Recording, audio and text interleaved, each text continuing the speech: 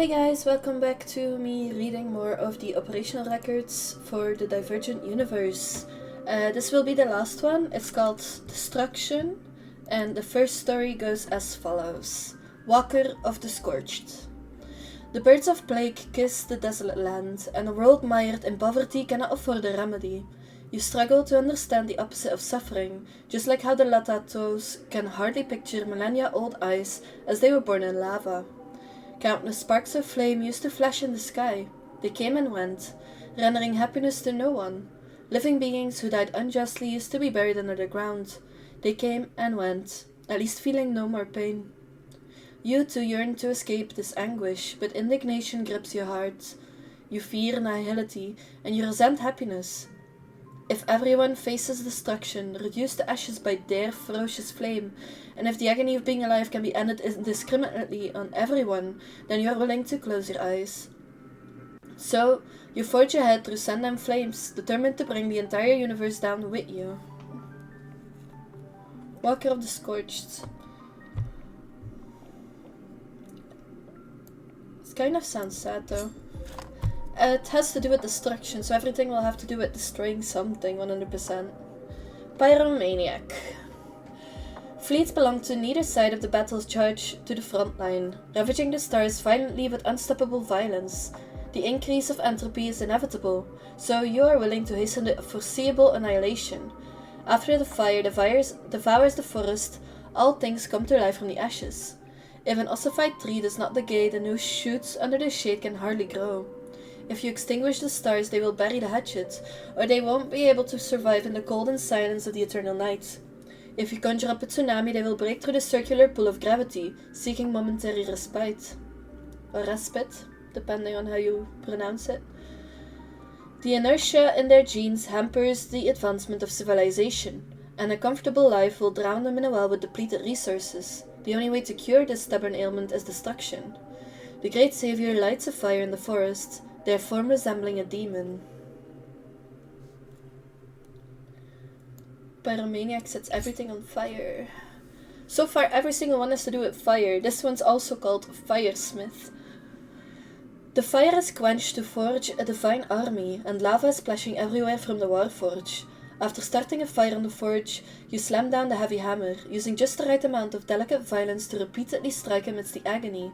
With a greenish-blue flame, you incinerate arrogant antimatter beings until you harden and sharpen into destructive weapons for the Legion. Until harden and sharpen. I think it means until they harden and sharpen. The old prison is broken into pieces. Dragging the marred body, you sever the chains covering your being and infuse the skills passed down through generations into the Warforge. No knowledge in this world exists to maintain peace. The slave masters long for wars, and the warlords enjoy blood, so they hire craftsmen to forge knives and swords. The inherent purpose of such skills is to bring the universe to destruction. As you lift the quenching hammer, the air of death wafts toward the entire world along with the toxic gas from the Warforge. The next story is called Memosnatcher.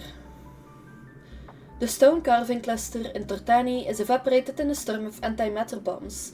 It once recorded the decline of the Hamad dynasty and the rise of the Second Republic. The light-year scrolls from Merlo Nebula become bleached of color in the streams of neutron radiation. They are the creations of painters from the school of insignificance that have reshaped interstellar art history. The beautiful should disintegrate and the eternal should wither. You take the form of a catastrophe, a storm that sweeps through history. From the origin of the universe, you rush to the mouth of the sea, announcing your arrival to everyone with the uttermost grandeur and leaving a mark of absurdity. You traverse the galaxies and take away all that remains of the present, piecing together their fragments on a screen into massive banners that write, "I was here." So Memosnatcher takes away things everywhere just so he can announce that he was in that area. The next story is called Wastelander. The sound of gunfire erupts along with the roars and curses of explosions. It is another morning in Nailscrap Town. You find several broken parts after rummaging through the junk pile. Before you can inspect them closer, the roar of the bandits has already arrived with the radiative hot wind. They are the rats that gnaw on wires and the lizards that feast on ores, the cheapest scum in the junkyard. You respond to their presence with artillery fire, unleashing devastating flames. Order is the biggest joke in Talia, and philosophy is the saddest elegy in the barren land. Destroying and being destroyed occupying 90% of the time spent in the junkyard. Riding an off-road vehicle, you tread the path covered by collapsed tiles under the scorching, which were still intact yesterday. The engineers lay prone on top of the car, praying not to be hit by the stray bullets. Meanwhile, you open up the garbage they cobbled together, preparing to give the enemy a little surprise. Wastelander sounds a bit like that old 90s movies with the guy that got tied in front of the car. I forgot the name now. The guy that got tied in front of the car to serve as a blood bag for the people inside the car. If you know it, you can leave it in the comments, but I really would like to rewatch that movie. I heard there's a couple new movies that came out, specifically about Furia or something, or what was her name? I don't know the name of the movie though, so if you know it, please leave it in the comments and I'll definitely try and watch it. Because I really want to know how the Furia, her name, I really don't remember her name properly, but I think it was Furia, how her story actually started. Because if I remember, this movie they made about it was telling how she became who she was in that original movie. Either way, the next story is called Voyage Monitor. The sky is gloomy without light. Dark snowflakes float and fall on the ground but do not melt. The remnant survivors extract their own memories, importing them all into a scalding hot component. And as you open your eyes, your mind echoing with your sole duty. You ignite the fusion furnace, carrying the remaining genomes with you and hurtling away from the mother star. She is too far gone from the taint of desire, never able to give life to her Terra again. The children are hatched within you, within the incubator, and as the guardian of a new generation, you have the right to protect them from any harm, till the day the voyage ends. The journey is long, and there are too many threats that children will face. Meteors on a course collision, aliens of sinister intent, and many more. A moment's failure to pay caution would mean the end of those fragile lives in the chamber, but you will safeguard them, with your complete arsenal at your disposal. This one has an extrapolation rewind.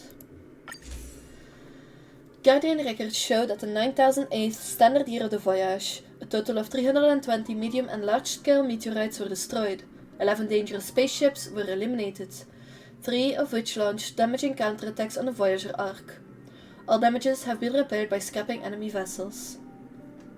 Sounds a bit like Genesis 2 to me, from the Ark game storyline. Destroying any obstacles on your path, you archive the previous year's exploits. Despite sustaining many an injury, the safety of the kids far outweighs anything else. 8,000 standard years ago, some unpleasant things happened to you. These cocky kids never listened to your own experiences as their elder and just wanted to wander out of there into the dangerous world. However, that's all in the past. They all listened, or they're all good kids. I'll say good kids.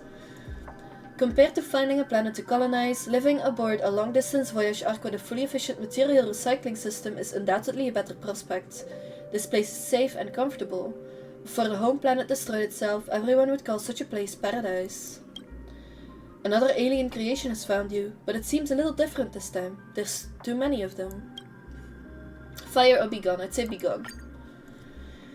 Energy attacks detonate next to both parties, and for the first time ever you feel a sense of powerlessness. The heat rips through your outer surface as metal melts under the barrage. Curse them. You're going to make all of them vanish right here. But things don't work out as anticipated. The fleet that intersected you here seems to have weapons hot and ready. Their shells punch through your thought unit, and the impact from their missiles cuts you straight in half. Don't touch my children or kids run. I'd say kids run. In that last fleeting second of consciousness, you see some desiccated bodies floating through the darkness. They are roaring. That's sad. Trying to bring them to a new world, trying to give them life that they otherwise wouldn't have had. It's really sad. Next story is called the Antimatter Legion.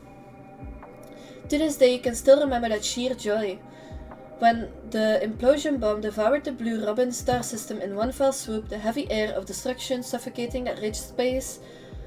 As the most decorated general of the Empire, the allure of this so-called riches and glory have long been unable to slake your desire. You seek despair and destruction.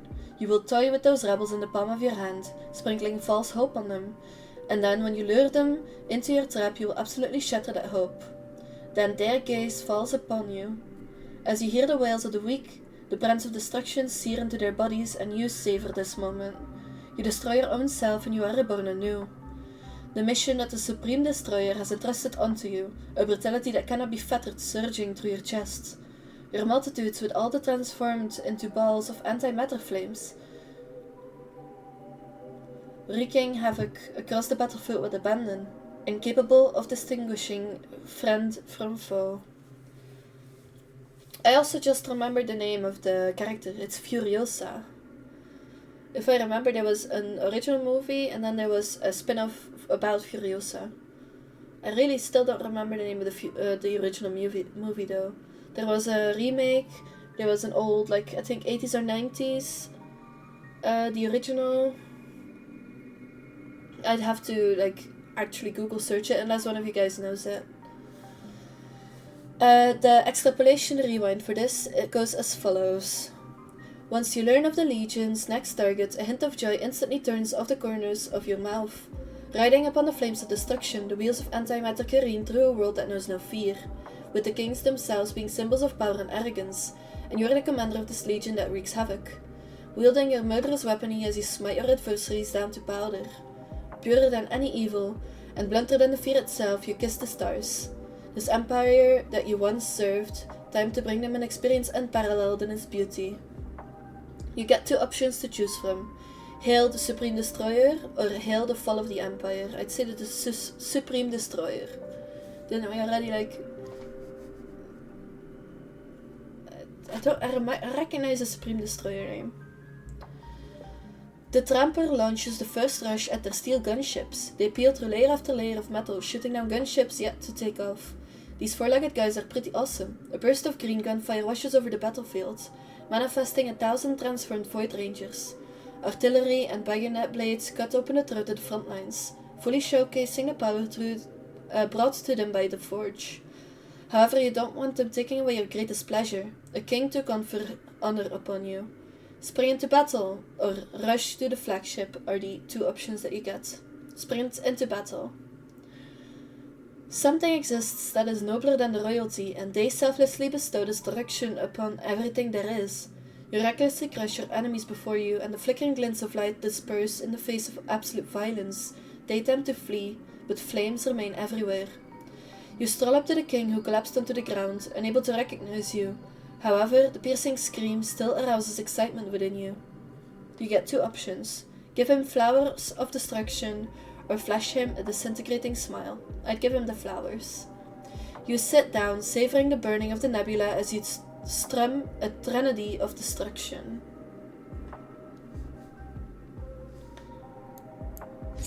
The Antimatter Legion is one of the enemies in the main story, if I remember correctly. I must have read a part of those enemies' storylines in the database readings. Gravedigger. The shouts of people echo through the plaza as they smash the white crystal statue and view the scholar who found the cure to the plague as a traitor. They charge into the libraries, burning all records of the past and erasing the achievements of heroes from history. You know how to guide annihilation. Once people have completely forgotten all of their past civilization and spat on the foundations of themselves, the withered society that remains will naturally become their descent without needing on the blemished one's troops. You dig at their graves and ridicule the foul-smelling history books. They could never compare to the fashionable charm of a spaceship or the endless fun that the interstellar network has to offer. So they set forth digging up their own tombs. No longer do they have a place to bury themselves when dead. Today, they forget yesterday. Tomorrow, they shall murder who they are today. Such a beautiful scene, strangling the life from an entire civilization with your own two hands. In the opposite of Gravedigger, you have archaeologists. Instead of destroying the past, they try to keep the past and try to teach people about the past. The next story is called Pre-Battle Caregiver. When the bell tolls to herald the apocalypse and the iron hooves of war march toward their next planet in extreme precision, the bird of impending death ascends to the top of the tower, unfurls its pre-written documents and announces the death that looms ahead. However, when the scale of the universe as it is, even the shortest of intervals seems to last forever. You drape the stars in a lightless veil, blocking them from all around to become coffins for the dead. You turn rain into snow, forcing people to slowly accept the freeze. You destroy genes, preventing the continuation of future generations and bringing civilization to a slow halt. Under the gentle curtain, all beings walk into the never-waking eternal night in a chronic death. They will not suffer and they will not lament. By the time destruction strikes as prophesied, the land will have long since shut all its eyes. The pre-battle caregiver sounds more like somebody who destroys them before a battle so the enemies can instantly win. Sounds a bit unfair. The next story is called Annihilation Scholar. How does one create the greatest explosion with the least consumption of energy? How can one plunge a planet into war with just a few words? When a single variable drops below a certain threshold, the destruction brought about by the butterfly effect will unfold in ways that people could never have imagined. The answer to every question is found inside the formula of destruction. People despise the study of destruction, and even the most deranged arms dealer will be ashamed to publicly recognize the topic of murder. Yet you say that destruction is the most perfect form of art, that even the most perfect model of the universe will be fated to be obliterated by their fiery rage. As you design rigorous experiments, you include one variable after another, working from the destruction of ant colonies to the decay of stars. Though the sample's variety grows even more abundant, the conclusion always remains the same. If there were a single formula that is able to properly describe every single thing in the universe, you believe that could only be destruction. This story has an extrapolation rewind. It goes as follows. You attempt to create a brand new extinction. You must not be too large in scale. You've seen the death of many star systems, the majority meet their end withering to their own gravity, implosion, or at the hands of a passing natural disaster like the Legion or the Swarm. You must not be too microscopic in detail. Frail races cannot withstand any blows. A flood, a natural enemy, or even an infection would be enough to lead them to their complete destruction. You get two choices. You must be sufficiently graceful or efficient. I'd say graceful. You set your eyes on a planet as a subject of your experiment. Its size is perfect to support a race of intelligent life, and diverse life forms thrive in every corner. You could create a form of algae that quickly devours greenhouse gases to create a land of ice and snow, or perhaps viscous bacteria that affixes to the atmosphere to suffocate the world below. But you have done all of this before. The formula of destruction no longer requires samples saturated with information. There's two choices you get. Use a simpler method or a more literary method. I'd say simpler. Think again, my friend. That which waits to be written into the formula is like the first tile in the game of dominoes. Once it has been put into motion, it cannot then be stopped. You suddenly have a wave of inspiration. Picking up a glass sphere from the ground, you place it into the force field generator and grant it enough speed. It begins to shake as it infinitely approaches the speed of light, craving its impending freedom. Manually or automatically, for launching it, are the choices you get. I'd say automatically. The brilliant spark of light warps the absolute horizon around it as it tears at the structure of time and space. It prepares to wrap this middle-aged planet in a warm embrace. As you record how it breaks to pieces, you conclude this project. So the scholar is trying to test how to annihilate planets and stuff, and then noting it down in some sort of perfect destruction book. The second to last story is called Send Retrograder. Obliteration swallows the scene before you as you press your ear to the bulkhead. Unable to hear their wails in the vacuum, you strike out a target from the catalogue. These cursed names hurt your fragile home planet again and again, until it ultimately shattered. First is the Bretaden, who under the guise of indoctrination have lured greed to lot 9 as miners and investors, dividing the nested land among themselves in a civilized way. Next is the IPC, which purchased 90% of the planet, bulldozing ancient sanctuaries to erect starports and factories. Lastly, there are the walkers of the Scorched, who take perverse pleasure in killing, driven solely by the immersive thrill. We've read about the Scorched Walker before. Turn back the hourglass and trace the contours of the past. Those who have caused you pain must now pay more. Retrograder, does it have to do with going back in time? Also the Walker of the Scorched has to do with the story as well. Maybe it's the same planet. Or maybe they got brought there by the IPC, who knows. Self-Betrayer is the last story. A piece of chilling news is spreading through the segmentum where the Silo Republic is located. Either a weapon secretly forged by an enemy or a toy crafted at the whim of a large Ravager. A dead spirit is devouring the still bright star clusters of the Republic. It wears the face of a human, has the eyes of a human, yet its true form remains hidden until the moment it claims your life. How refreshing. A killer in disguise. Yet the disintegrated dead forms, devoured their formation and from a single it, multiplied into countless its. Where is it? It's everywhere. The spaceship pilot, the president issuing a warning on the screen, the teenage boy and girl holding hands in a coffee shop. Everyone can be it. A correction to a previous opinion. Everyone can be you. It's very philosophical though. The self-betrayer. Everyone can be you. Either way, this was the last part of these operational records before they reworked the Divergent universe. I think this will have uploaded maybe a week after. So I hope you guys enjoyed the new Divergent universe so far. I'll be making, I probably made a video on it the moment I got reworked. Or the day after I got reworked. To maybe give my opinion and what I think changed and if this disappeared or not. If it didn't, then at least it's still here. If it did, then at least I was able to capture this piece of lore before it disappeared. So I hope you guys enjoyed. I hope you guys have a nice day, morning, night, or evening. If you have anything else that you would like me to read, if you're a writer that would like me to read your story, please let me know. Please leave it in the comments. If you know the title of the Furiosa film or the original film, please let me know as well. I really want to rewatch those, but it's been so long.